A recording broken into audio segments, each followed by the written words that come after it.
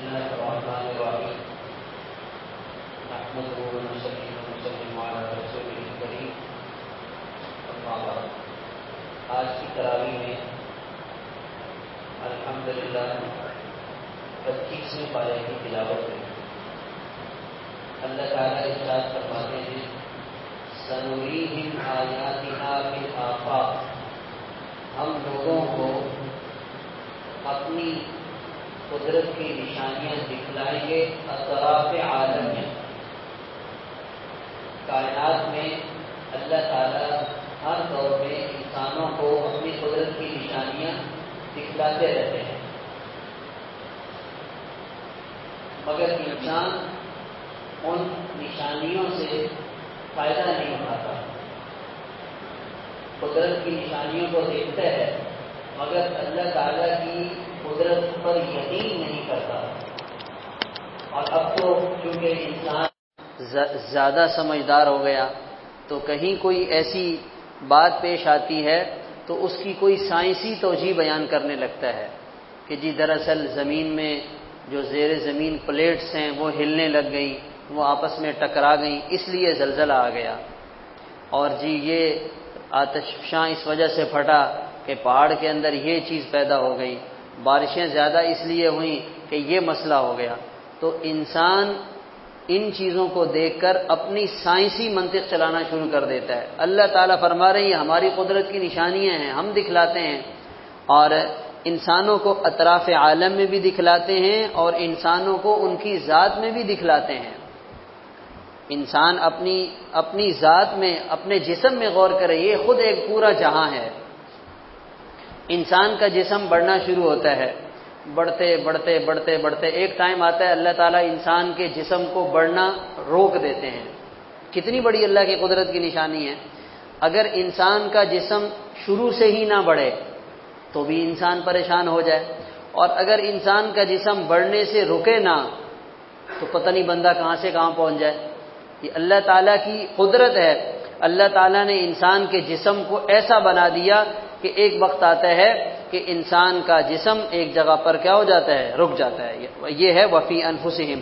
اسی طرح ہم دیکھ لیں کہ جسم کے اندر آنکھوں کا نظام ہے، بالوں کا نظام ہے، ناخن کا نظام ہے، اور یہ جو ہمارے جسم میں چھوٹے چھوٹے یہ جسم کے جو روئیں بنے ہوئے ہیں، چھوٹے چھوٹے سوراخ ہیں، اس کے ذریعے ہمارے جسم کی گرمی نکلتی ہے۔ اگر یہ بالکل ایک دم برابر ہو جائے اور کوئی جسم کے اندر کوئی سوراخ نہ ہو تو انسان پریشان ہو جائے، اپنی گرمی سے، گرمائش سے وہ انسان کے لیے ناقابل برداشت معاملہ ہو جائے۔ اللہ تعالیٰ نے ایسا زبردست نظام بنایا۔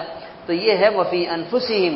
اور یہاں پر بھی اللہ تعالیٰ نے اور یہ بھی بتایا کہ دیکھیں وما تخرج من ثمرات من اکمامها، اللہ تعالیٰ پھلوں کو کیسے نکالتے ہیں ان کے کونپل سے۔ ایک چھوٹا سا پھول ہے ابتدا میں، پھر وہ بدلتے بدلتے سبز شکل میں بدل جاتا ہے، پھر وہ سبز شکل سے اس کا سائز بڑا ہوتا ہوتا وہ کوئی ریڈ شکل میں بدل گیا، کوئی سفید شکل میں بدل گیا، کوئی جو ہے وہ پیلی شکل میں بدل گیا۔ پھر اس کے اندر ذائقہ کہاں سے آیا؟ سوچنے کی بات تو یہ ہے کہ اس کے اندر وہ ذائقہ کس نے ڈالا ہے؟ کسی پھل کو میٹھا بنا دیا، کسی کو پھیکا بنا دیا، کسی کو کھٹا بنا دیا، کسی کو انسانوں کے استعمال کے قابل بنایا، کسی کو جانوروں کے استعمال کے قابل بنایا۔ یہ سب کیا ہے؟ اللہ کی قدرت کی نشانیاں ہیں۔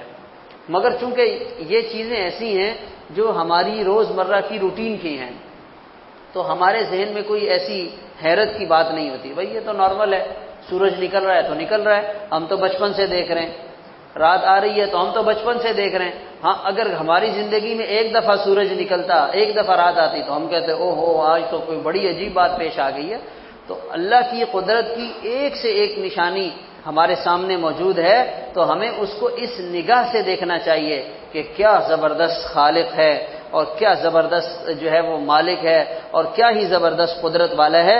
انسان اس میں جتنا غور کرے گا اسے ہر جگہ اللہ کی قدرت نظر آئے گی۔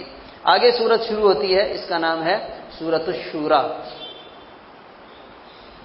حامیم عین سین قاف، یہ جو الفاظ ہیں ان کو حروف مقطعات کہا جاتا ہے۔ حروف مقطعات، اس کا کیا مطلب ہے، ان کا کیا ترجمہ ہے؟ علماء فرماتے ہیں اللہ عالم، اللہ تعالیٰ ہی بہتر جانتے ہیں۔ سورۃ البقرہ شروع ہوتی ہے الف لام میم، اس کے شروع میں ہیں، اور تقریباً 29 سورتوں کے شروع میں یہ الفاظ موجود ہیں، اور اس میں جو عربی زبان کے حروف تہجی ہیں وہ بھی 29 ہیں۔ تو یہ اس میں علماء نے بہت ساری حکمتیں نکالی ہیں کہ یہ حروف مقطعات کے اندر ویسے گرامر کے حساب سے اور لغت کے اعتبار سے اس کے اندر کتنی باریکیاں ہیں۔ اس میں ایک یہ ہے کہ 29 حروف تہجی ہیں، تو اس حساب سے 29 سورتوں کے شروع میں اللہ تعالیٰ نے حروف مقطعات کو ذکر کیا، اور اس میں بھی سنگل بھی ہمیں نظر آتے ہیں، ڈبل بھی ہمیں نظر آتے ہیں، 3 حروف والے بھی نظر آتے ہیں، 4 حروف والے بھی نظر آتے ہیں، 5 حروف والے بھی نظر آتے ہیں۔ اس کے اندر بھی اللہ تعالیٰ نے جو ہے وہ بہت کچھ چیزیں ایسی رکھی ہیں کہ یہ فرق کیوں رکھا گیا۔ اب یہاں حامیم یہ ڈبل ہے، عین سین قاف یہ 3 حروف سے مل کر بنا ہے۔ تو بہرحال انسانوں کو یہ بتایا گیا، سمجھایا گیا، تم اپنی جہالت کا اقرار کرو، ہمیں کچھ نہیں آتا، ہم جاہل ہیں، اور ہمیں اس بات پر یقین ہے اس کا جو مطلب بھی ہوگا وہ حق اور سچ ہوگا، جو بھی ہوگا حق اور سچ ہوگا۔ تو اس لیے علماء اس کا کوئی مطلب بیان نہیں فرماتے، بس اس کو اسی طرح پڑھ کر آگے بڑھ جاتے ہیں۔ اللہ تعالیٰ نے فرمایا وَكَذَلِكَ أَوْحَيْنَا إِلَيْكَ قُرْآنًا عَرَبِيًّا، ہم نے آپ کے سامنے یہ قرآن پاک نازل کیا، اور یہ قرآن پاک کس زبان میں ہے؟ عربی زبان میں ہے۔ تمام زبانوں میں سب سے فصیح زبان اللغات وہ عربی زبان ہے۔ یہ عربی زبان کے لیے کتنے بڑے فخر کی بات ہے کہ اللہ نے اپنا پاک کلام جو آخری آسمانی کتاب ہے اس کو عربی زبان میں نازل کیا۔ اگر ہم میں سے کسی کی زبان میں قرآن نازل ہوتا تو وہ کتنا فخر کرتا، بھئی قرآن پاک اردو میں نازل ہوا ہے، یا اور کسی علاقائی زبان میں ہوتا، وہ قوم اور وہ لوگ کتنا ناز کرتے کہ بھئی یہ قرآن ہماری زبان میں آیا ہے۔ اللہ تعالیٰ نے فرمایا ہم نے اس کو عربی زبان میں نازل کیا ہے۔ تو چونکہ عربی زبان اگر آدمی سیکھے گا تو اس کو قرآن کے سمجھنے میں فائدہ ہوگا یا حدیث کے سمجھنے میں فائدہ ہوگا، اور اگر انگریزی زبان سیکھے گا تو اس کو اچھی نوکری مل جائے گی، اس کو سرکار کے ہاں کوئی درجہ اور مقام مل جائے گا۔ تو ہم نے بولا کہ قرآن تو بعد میں سمجھ لیں گے، پہلے کیا کرنی چاہیے؟ نوکری ملنی چاہیے۔ تو ہمارے ہاں اسکولوں میں پہلے زمانے میں شاید بتاتے ہیں کہ عربی نصاب کی کتابوں میں موجود ہوتی تھی، اب اس کو آہستہ آہستہ کیا کر دیا ہے؟ سائڈ پہ کر دیا ہے۔ قرآن پاک کی بہت ساری صورتیں بھی نصاب میں شامل تھیں، اب ان کو بھی کیا کر دیا ہے؟ آہستہ آہستہ سائڈ پہ کر دیا ہے۔ ہمارے مسلمان ہیروز جو مسلمان فاتحین ہیں ان کا ہماری کتابوں میں تذکرہ ہوتا تھا، طارق بن زیاد، محمد بن قاسم، قتیبہ بن مسلم، صلاح الدین ایوبی، سلطان ٹیپو، یہ ہمارے بڑے بڑے ہیرو گزرے ہیں، اب ان کو بھی کیا کر دیا؟ سائڈ پہ کر دیا۔ اب پتہ نہیں جنٹل مین یا اس قسم کے لوگ آ گئے ان کی جگہ پہ۔ تو یہ ہمارے ہیرو نہیں ہیں جن کو اب ڈالا گیا ہے، یہ کسی اور کے ہیرو ہیں، ہمیں تو ان کے زیادہ کارناموں کا بھی پتہ نہیں ہے، اور ہمیں ان کا معلوم کرنے کی بھی ضرورت نہیں ہے۔ جس تھیوری کی بنیاد اس پہ ہو کہ یہ جو انسان ہے یہ بندر تھا اور پھر یہ انسان بن گیا، تو ایسی تھیوری کے کیا کہنے ہیں؟ تو ہم تو ایسی چیزوں کو نہ سچ مانتے ہیں اور نہ ان میں کوئی سچائی ہے، بس ایسے ہی لوگ اپنی جو ہے وہ اس کی مادیت کے زور پہ انہوں نے ہمیں جو ہے وہ مفتوح کر لیا، وہ ہم پر غالب آ گئے، ہم مغلوب ہو گئے، تو وہ جو بھی کہتے ہیں ہم کہتے ہیں واہ بھائی واہ کیا بات ہے، زبردست بات بتلائیے۔ تو بہرحال یہ عربی زبان کو ہمیں سیکھنا چاہیے، یہ عربی زبان ہمارے قرآن کی زبان ہے، آدمی اپنے شوق سے سیکھ لے۔ اب تو بہت آسان ہو گیا، نیٹ کے اوپر بہت ساری چیزیں ہیں، یوٹیوب پہ بہت سی چیزیں ہیں، اگر آدمی سیکھنا چاہے تو وہ سیکھ سکتا ہے، اور نہیں تو بھائی اپنے محلے کی مسجد کے امام صاحب سے ہی بندہ سیکھ سکتا ہے کہ ہمیں کچھ نہ کچھ تو عربی کے ساتھ شدھ بدھ ہو جائے، اتنی عربی تو بندہ سیکھ لے جو نماز میں پڑھ رہا ہے پتہ تو کہ کیا پڑھا جا رہا ہے۔ اتحیات ہم پڑھتے ہیں، ہمیں اتحیات کا ترجمہ نہیں آتا، قل واللہ احد ہم پڑھتے ہیں، ہمیں اس کا صحیح ترجمہ بھی نہیں آتا، الم تر کیف ہم سنتے ہیں، ہمیں اس کا صحیح ترجمہ بھی نہیں آتا۔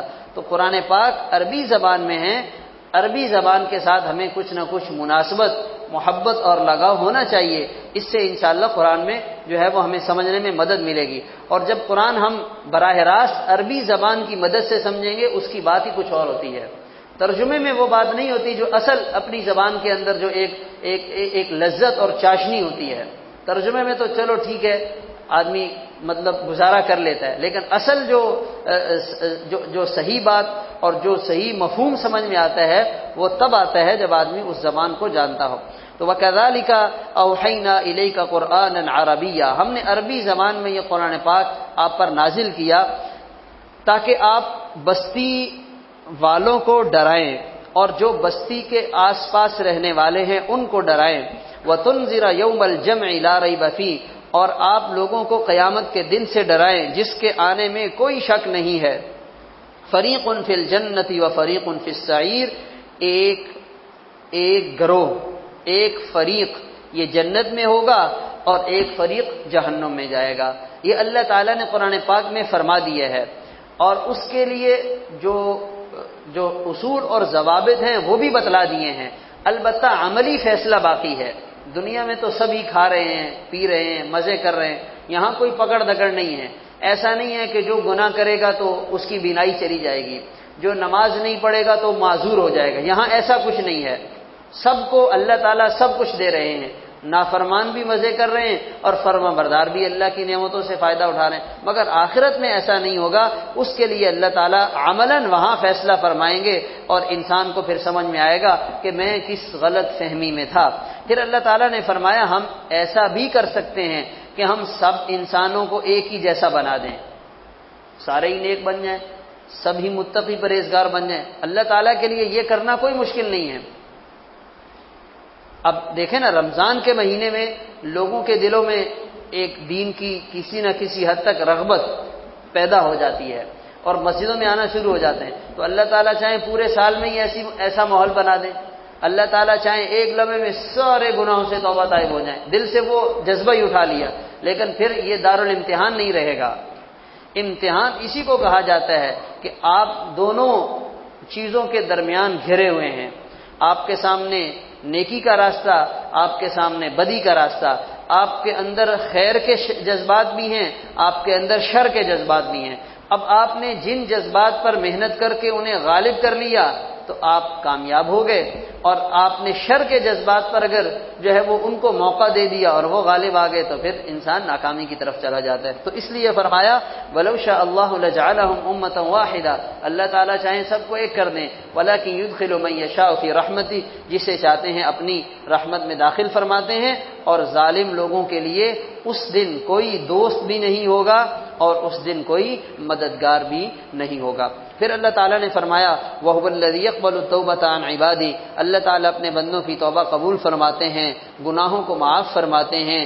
اور وَيَعْلَمُ مَا تَفْعَلُونَ، جو تم کرتے ہو اللہ تعالیٰ اسے خوب جانتے ہیں. وَيَسْتَجِيبُ الَّذِينَ آمَنُوا وَعَمِلُوا الصَّالِحَاتِ، اللہ تعالیٰ ان لوگوں کی دعائیں قبول فرماتے ہیں جو ایمان اور نیک اعمال والی زندگی گزارتے ہیں، اور اللہ تعالیٰ انہیں مزید اپنے فضل سے بھی مالا مال فرماتے ہیں. اور فرمایا اگر اللہ تعالیٰ چاہیں تو اپنے بندوں کے لیے رزق کو پھیلا دیں، کشادہ کر دیں، فراوانی ہو جائے. اگر ایسا ہو جائے تو پھر کیا ہوگا؟ لَبَغَوْا فِي الْأَرْضِ، زمین میں فساد برپا ہو جائے. زیادہ تر انسان جو سرکشی کی طرف جاتا ہے وہ مال کی فراوانی کے بعد جاتا ہے. نافرمانی میں بھی انسان، غربت میں بھی انسان نافرمانی کرتا ہے، مگر وہ نافرمانی اس کے مقابلے میں کم ہے. مالداری میں انسان زیادہ تر گناہوں کی طرف جاتا ہے. پیٹ بھرا ہوا ہے، کھانے پینے کی جو ہے وہ آسودگی ہے اور سب چیزیں موجود ہیں، پھر انسان نافرمانی کے راستے پہ چلتا ہے. تو اللہ تعالیٰ فرماتے ہیں اگر ہم چاہیں تو ہم یہ کریں، مگر زمین میں فساد زیادہ ہوگا. وَلَكِنْ يُنَزِّلُ بِقَدَرٍ مَا يَشَاءُ، اللہ تعالیٰ جتنی مقدار میں انسان کی ضرورت ہوتی ہے اللہ تعالیٰ اسے نازل فرماتے ہیں. انہ بعبادی خبیر بصیر، اللہ تعالیٰ اپنے بندوں کو جانتے بھی ہیں اور اللہ تعالیٰ اپنے بندوں کو دیکھ بھی رہے ہیں. یہ جو ہمیں سائنسدان اور یہ دنیا کے اندازے لگانے والے وقتاً فوقتاً ڈراتے رہتے ہیں کہ ان قریب جو ہے وہ یہ چیز شارٹ ہو جائے گی، غذائی قلت ہو جائے گی، پانی کم ہو جائے گا، بارشیں ختم ہو جائیں گی، لوگ بھوک سے مرنا شروع ہو جائیں گے. یہ جو ہمیں ڈرایا جاتا ہے تو اللہ تعالیٰ فرما رہے ہیں کہ یہ اس کے اندر کوئی حقیقت نہیں ہے، ہم جیسے چاہیں ویسے کر دیتے ہیں۔ اب ہمارے ہاں تو اتنا بارش کا پانی آتا ہے کہ ہمارے گھروں میں بھی آ جاتا ہے، تو کیسے پانی کم ہو سکتا ہے؟ زمین میں اللہ نے پوری دنیا میں زمین میں پانی کو پھیلا دیا ہے، پہاڑوں میں چشموں کو اللہ تعالیٰ نے جو ہے وہ چھپا دیا ہے، اور یہ جو پہاڑوں کے اوپر بڑی بڑی برف کی شکل میں جو چیزیں جمی ہوئی ہیں یہ پگھلنا شروع ہو جائیں، گلیشیئرز، تو یہ زمین کے اندر جو ہے وہ انسان کے لیے رہنے کی جگہ نہ بچے۔ زمین کے 70% حصے پہ اب بھی پانی موجود ہیں، اب یہ سمندروں میں جو منوں ٹنوں کے حساب سے پانی موجود ہے، تو یہ پانی اللہ تعالیٰ نے بنایا، اپنی قدرت سے بنایا، اس کا تو کوئی انسان اندازہ بھی نہیں لگا سکتا۔ سمندر میں جو پانی ہے، اب جو لوگ جزیروں میں رہتے ہیں وہ بچپن سے جب آنکھ کھلتی ہے تو پانی دیکھ رہے ہیں، لہریں ہی دیکھ رہے ہیں، سمندر ہی دیکھ رہے ہیں، اور وہ بوڑھے ہو جاتے ہیں وہ سمندر ویسے ہی ٹھاٹھیں مار رہا ہے اور اس کی موجوں میں طغیانی چل رہی ہے۔ اب ان سے پوچھے یہ پانی کتنا ہے، کوئی نہیں جانتا کتنا پانی ہے، کوئی نہیں جانتا کتنا پانی ہے۔ تو اس لیے یہ اللہ تعالیٰ کی قدرت اور اللہ کے خزانے بہت وسیع ہیں، تو ہمیں اس میں پریشان ہونے کی ضرورت نہیں ہے۔ ایک دفعہ جو ہے نا، ایک صاحب تھے، انہوں نے وہ حوض تھا، اور حوض کے اندر پانی تھا، وہ بھرا ہوا تھا۔ انہوں نے کہا میں طالب علموں کا امتحان لیتا ہوں کہ ذرا پتہ چل جائے کہ یہ کتنے ذہین ہیں۔ تو ایک اسٹوڈنٹ آیا، اس سے پوچھا کہ تم بتاؤ یہ پانی کتنا ہے؟ تو اس نے کہا کہ مجھے تو پتہ نہیں ہے کتنا پانی ہے۔ پھر ایک طالب علم آیا، اسٹوڈنٹ اور طالب علم میں فرق تو آپ حضرات سمجھتے ہوں گے۔ پھر ایک طالب علم آیا تو طالب علم سے پوچھا کہ یہ پانی کتنا ہے؟ اس نے بولا کہ اگر اس کو اس حوض کے سائز کے حساب سے ایک پیالہ بنائے اور یہ سارا پانی اس میں ڈالے تو یہ ایک پیالے کے برابر ہے، اور اگر ایسا پیالہ بنائیں جو آدھے حوض کے برابر ہو اور یہ پانی اس میں ڈالیں تو یہ آدھے پیالے کے برابر ہے۔ سوری، یہ دو پیالے بنیں گے، یعنی آدھا پانی ایک پیالے میں جائے گا اور دوسرا جو ہے وہ دوسرے اس میں جائے گا۔ اور اگر آپ اس کو بڑھاتے جائیں تو وہ اس کی ذہانت سے جو ہے نا وہ حیران رہ گیا کہ یہ کیسا ذہین ہے۔ تو اللہ تعالیٰ قرآن پاک پڑھنے والوں کو ذہانت عطا فرماتے ہیں، ان کے ذہن کو کھول دیتے ہیں، اور جو آدمی ویسے بھی نیکی اور تقوی والی زندگی گزارتا ہے اس میں اللہ تعالیٰ بہتر قوت فیصلہ پیدا فرما دیتے ہیں، اس کا ذہن کھل جاتا ہے، اور جو وہ فیصلہ کرتا ہے وہ ہر اعتبار سے بہتر فیصلہ ہوتا ہے۔ اور جو آدمی تقوی سے دور رہے گا تو پھر اس کی وجہ سے فیصلوں میں بھی فرق آ جاتا ہے۔ تو بہرحال یہ اللہ تعالیٰ فرما رہے ہیں کہ ہمارے پاس تو سب چیزوں کے خزانے ہیں، ہم اپنی حکمت کے ساتھ انسانوں کی ضرورت کے حساب سے چیزوں کو بیچتے رہتے ہیں۔ وَهُوَ الَّذِي يُنَزِّلُ الْغَيْثَ، اللہ تعالیٰ بارش کو برساتے ہیں، اور انسان مایوس ہو چکا ہوتا ہے کہ بارش اب آنے والی نہیں ہے، مگر اللہ تعالیٰ بھیج دیتے ہیں۔ اللہ تعالیٰ دوست بھی ہیں اور قابل تعریف بھی ہیں۔ پھر اللہ تعالیٰ نے اپنے کچھ بندوں کا تذکرہ فرمایا اور ان کی علامات بتلائیں، فرمایا یہ وہ لوگ ہیں وَعَلَىٰ رَبِّهِمْ يَتَوَكَّلُونَ، جو اپنے رب پر بھروسہ کرنے والے ہیں، وَالَّذِينَ يَجْتَنِبُونَ كَبَائِرَ الْإِثْمِ، اور کبیرہ گناہوں سے اور فاحشہ بے حیائی والے گناہوں سے بچنے والے ہیں، اور جب انہیں غصہ آتا ہے تو یہ کیا کرتے ہیں؟ معاف کر دیتے ہیں۔ یہ اللہ تعالیٰ کے یعنی پسندیدہ لوگ ہیں، جب ان کو غصہ آتا ہے تو معاف کر دیتے ہیں۔ تو اس کا مطلب یہ ہے کہ غصہ آنا یہ ایک فطری عمل ہے۔ اللہ تعالیٰ نے یہ نہیں فرمایا کہ ان کو غصہ آتا نہیں ہے، غصہ آ جاتا ہے، انسان کو نہ چاہتے ہوئے بھی غصہ آ جاتا ہے، مگر اس غصے کو کیا کرنا ہے؟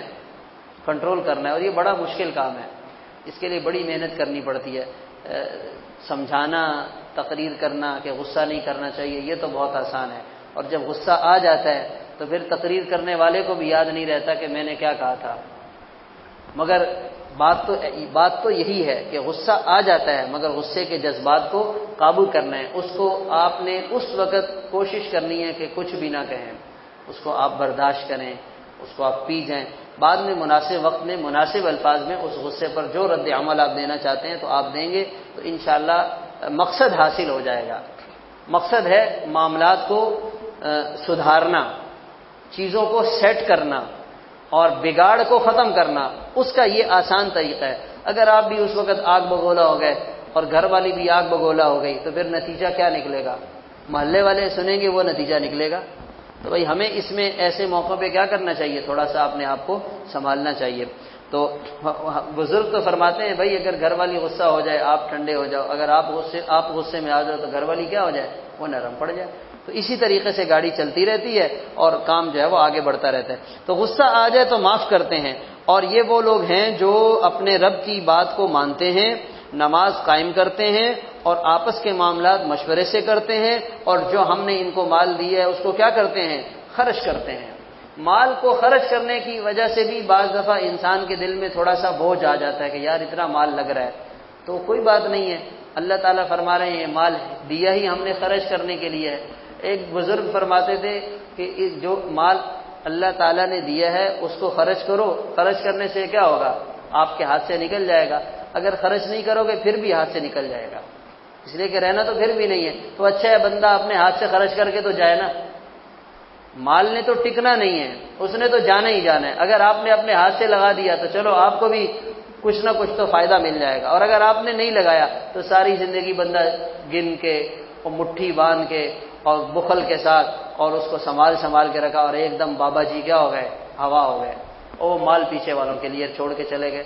تو ایسا نہیں ہونا چاہیے۔ اللہ تعالیٰ فرما رہے ہیں مال خرچ کر دیں، آدمی خرچ کرے اور اس میں زیادہ پریشان نہ ہو، زیادہ اپنے آپ کو ٹینشن میں نہ لائے۔ اللہ تعالیٰ نے دیا ہے، آج اللہ کا دیا ہوا مال خرچ کریں گے، اللہ تعالیٰ آگے چل کر اور دے دیں گے اور خرچ کر دیں گے۔ تو مال ہماری سہولت کے لیے ہے، ہمیں اللہ تعالیٰ مال اس لیے نہیں دیتے کہ ہم اس کے اوپر سانپ بن کے بیٹھ جائیں، جس کا جو حق ہے آدمی دیتا رہے۔ اور اسی طرح فرمایا یہ وہ لوگ ہیں جن پر ظلم کیا جائے تو یہ بدلہ لیتے ہیں، لیکن بدلہ لینے کا اصول بھی بتلا دیا۔ بدلہ لینے کا اصول یہ ہے کہ جس نے جتنا ظلم کیا ہے اتنا بدلہ لینے کی اجازت ہے، اس سے زیادہ نہیں۔ اور ساتھ ایک ترغیبی جملہ بھی اللہ تعالیٰ نے بتلا دیا، اپنی طرف سے انسانوں کو سمجھانے کے لیے ترغیب بھی دے دی، فمن عفا واصلح فاجرہ علی اللہ، جو معاف کر دے گا، صلح کر لے گا، وہ اس کے تو کیا کہنے ہیں، فاجرہ علی اللہ، اللہ فرما رہے ہیں اس کا اجر ہمارے ذمہ ہے، ہم اس کو دیں گے۔ یعنی کوئی بدلہ لینا چاہے، کسی نے ایک تھپڑ مارا، بدلہ لینے والے نے ایک تھپڑ مار دیا، کہانی ختم ہو گئی، اللہ کے ذمہ کوئی اجر نہیں ہے۔ کسی نے ایک گالی دی اور بدلے میں اس نے گالی دے دی، معاملہ ختم ہو گیا، اللہ کے ذمہ اس کا کوئی اجر نہیں ہے۔ کسی نے آپ کی برائی بیان کی، آپ کو برا بھلا کہا اور آپ کے پیٹھ پیچھے آپ کی برائیاں نکالتا رہا، آپ کو پتہ چلا اور آپ نے کہا کہ کوئی بات نہیں ہے، یعنی آپ نے صبر کیا، معاف کیا اور صلح صفائی سے کام لیا، فاجرہ علی اللہ، ایسے آدمی کو اللہ تعالیٰ کیا کریں گے؟ اپنے خزانوں سے اجر عطا فرمائیں گے۔ تو ہمارے پاس تو آئے دن ہمیں اس فضیلت کو حاصل کرنے کا موقع ملتا رہتا ہے، کیا خیال ہے؟ آئے دن ہمیں کہیں نہ کہیں سے ایسی چیزوں کا سامنا کرنا پڑتا ہے۔ آپ دفتر میں ہیں، پتہ نہیں کتنے لوگ وہاں آپ کو چیک کرتے ہیں کہ یہ ان کا ٹمپریچر کتنا ہے۔ آپ گھر میں ہیں، آپ کے گھر والے آپ کو دیکھتے ہیں۔ آپ بازار میں ہیں تو بازار میں آپ اپنی لائن میں جا رہے ہیں اور طریقے سے جا رہے ہیں، پیچھے بائک والا آئے گا ایک دم شو کر کے آپ کے آگے آ جائے گا، وہ آپ کو دیکھ رہا ہے۔ اب آپ نے اس میں کیا کرنا ہے؟ فمن عفا واصلح فاجرہ علی اللہ۔ اور ایک یہ کہ دروازہ نکالا اور آپ بھی آگے باہر اور اس کو بھی پکڑا، کیا ہوگا؟ کچھ بھی نہیں ہوگا، تھوڑی دیر ٹریفک جام ہوگی، اس کے بعد آپ بھی اپنے گھر، وہ بھی اپنے گھر، کہانی ختم ہو گئی۔ تو ہمیں کمائی کے ان موقعوں سے فائدہ اٹھانا چاہیے، یہ اصل میں کمائی کے موقع ہوتے ہیں، اور اس سے پھر انسان کی ترقی بھی ہوتی ہے، انسان کی قوت برداشت میں اضافہ بھی ہوتا ہے۔ تو ہمارے ہاں اس معاملے میں تھوڑی سی جذباتیت پائی جاتی ہے، اور رمضان المبارک میں تو ایسے حادثے زیادہ ہوتے ہیں۔ جن حضرات کا باہر جانا ہوتا ہے وہ دیکھتے ہوں گے کہ باہر روڈ پہ روزے کے ساتھ جب ہے وہ تھوڑی سی بات، معمولی سی بات ہوتی ہے، کوئی اتنا بڑا مسئلہ نہیں ہوتا، لیکن کیا ہے کہ وہ دونوں ایک دوسرے کے سامنے جو ہے وہ شیر کی طرح کھڑے ہوتے ہیں، گھور رہے ہوتے ہیں ایک دوسرے کو۔ تو تھوڑی دیر گھورنا ہوتا ہے، اس کے بعد کچھ بھی نہیں ہے، نہ اس نے کچھ کرنا ہے نہ اس نے کچھ کرنا ہے۔ تو چلو بھائی آنکھیں دکھائیں اور تھوڑی دیر جو ہے وہ تھوڑا سا وہ کیا اور اس کے بعد چلے گئے۔ اگر آدمی یہ بھی نہ کرے تو کیا فرق پڑتا ہے؟ فمن عفا واصلح فاجرہ علی اللہ، اللہ سے اجر لے لے گا، اللہ تعالیٰ جو ہے وہ اس سے خوش ہو جائیں گے۔ ولمن صبر وغفر، پھر اللہ تعالیٰ نے فرمایا ہاں بھائی جو صبر کرے گا، جو معاف کرے گا، ان ذالک لمن عزم الامور، یہ تو بڑی ہمت کے اور بڑے حوصلے کے کام ہے، یہ آسان کام نہیں ہے، یہ دل گردے کے کام ہے۔ انبیاء علیہ الصلوۃ والسلام میں کتنا حوصلہ ہوتا تھا، لوگ ان کو کہتے تھے آپ مجنون ہیں، اب ایک عزت دار آدمی ہے، آپ اس کو کہیں تم مجنون ہو، اس کو کتنا برا لگے گا؟ آپ کا دماغ اپنی جگہ سے ہل گیا ہے، آپ کو علاج کروانا ہے تو ہم آپ کو علاج کے لیے کسی کے پاس لے جاتے ہیں، ہم آپ کا چیک اپ کرواتے ہیں۔ انبیاء کو لوگ یہ کہتے تھے، آگے سے انبیاء کیا کہتے تھے؟ بھائی مجھے تو اپنے جسم میں، اپنے ذہن میں کوئی ایسی بات نظر نہیں آ رہی، لیس بی صفاحہ لیس بی ضلالہ، میں تو بالکل صحیح آدمی ہوں، نارمل آدمی کی طرح ہوں، آپ مجھے کیسے کہہ رہے ہیں؟ یعنی ایسا سیدھا سادہ جواب دے رہے ہیں۔ تو یہ اس لیے اللہ تعالیٰ فرما رہے ہیں ان ذالک لمن عزم الامور۔ ہمیں یہاں مسجد میں بعض دفعہ ماشاءاللہ بعض ایسی صورتحال پیدا ہو جاتی ہے کہ اچھے خاصے سمجھدار آدمی وہ ایسی چیزوں میں آ کے کیا ہو جاتے ہیں؟ فیل ہو جاتے ہیں۔ تو ہمیں ذرا حوصلے سے کام لینا چاہیے۔ بعض لوگوں کو صرف آپ تھوڑا سا ٹچ کر کے دیکھیں، پہلی صف میں بیٹھے ہوں گے، آپ صرف ٹچ کریں تو ماشاءاللہ ایسی ہی آپ کو جواب میں گفتگو سننے کو ملے گی، پوری مسجد کو پتہ چلے گا کہ یہاں پہلی صف کے نمازی بول رہے ہیں۔ تو ہمارا مقصد یہ ہے کہ ہم تھوڑا اپنے آپ کو اتنا ہائپر نہ کریں، سننے کا حوصلہ، برداشت کرنے کا حوصلہ، سہنے کا حوصلہ، معاف کرنے کا حوصلہ، یہ بڑے دل گردے کے کام ہیں۔ اور عبادت کی گرمی کے ساتھ جسم کی گرمی میں مل جائے تو پھر تو نور علی نور ہو جاتا ہے۔ عبادت کی اپنی ایک گرمی ہوتی ہے اور انسان مزاج کا بھی گرم ہے تو پھر تو وہ کسی کے قابو میں بھی نہیں آئے گا۔ تو اس لیے کسی کو کہتے ہوئے بھی بندے کو 10 دفعہ سوچنا پڑتا ہے کہ آگے والے کی کیا پوزیشن ہے، اس کی برداشت کی قوت کتنی ہے۔ ہمیں بھی کسی کو ٹوکتے ہوئے خیال کرنا چاہیے۔ بعض ہمارے ساتھی ماشاءاللہ وہ ہمدردی کے ساتھ پیار محبت سے کسی کو سمجھاتے ہیں کہ بھائی یہ آپ ایسا نہ کریں، آپ ادھر بیٹھ جائیں ادھر بیٹھ جائیں، وہ سامنے والا غصے ہو جاتا ہے۔ تو اس لیے یہاں پر ہر کسی کو ٹوکتے ہوئے یا سمجھاتے ہوئے آدمی کو سوچنا چاہیے کہ آگے والا میری بات کو کتنا لے گا۔ اگر لے رہا ہے بات کو اور فائدہ ہو رہا ہے تو ٹھیک ہے، اچھی بات ہے، آپ نے بھی سمجھا دیا، انہوں نے بات کو لے لیا۔ اور اگر وہ نہیں لے رہا تو پھر آپ کو پریشان ہونے کی ضرورت نہیں ہے، اس کے لیے اللہ تعالیٰ سے مانگیں، اللہ تعالیٰ سے مانگیں اور دعا کریں کہ اللہ تعالیٰ اس کے دل میں ڈال دیں کہ یہ بندہ یہ والا کام نہ کرے۔ لیکن ظاہر ہے ہمارے پاس دعا مانگنے کا بھی تو ٹائم نہیں ہے نا، ہم تو اپنے لیے بھی نہیں مانگتے ہیں، اس کے لیے یہ والی دعا کہاں سے مانگیں گے؟ یہ بھی تو اس سے بھی مشکل کام ہے۔ لیکن بہرحال اس میں آدمی کو حوصلے سے صبر سے کام لینا چاہیے۔ جتنا ہم اپنی برداشت کو بڑھائیں گے انشاءاللہ زندگی کی بہت سی ٹینشنوں سے ہماری بچت ہوگی۔ اللہ تعالیٰ عمل کی توفیق عطا فرمائے۔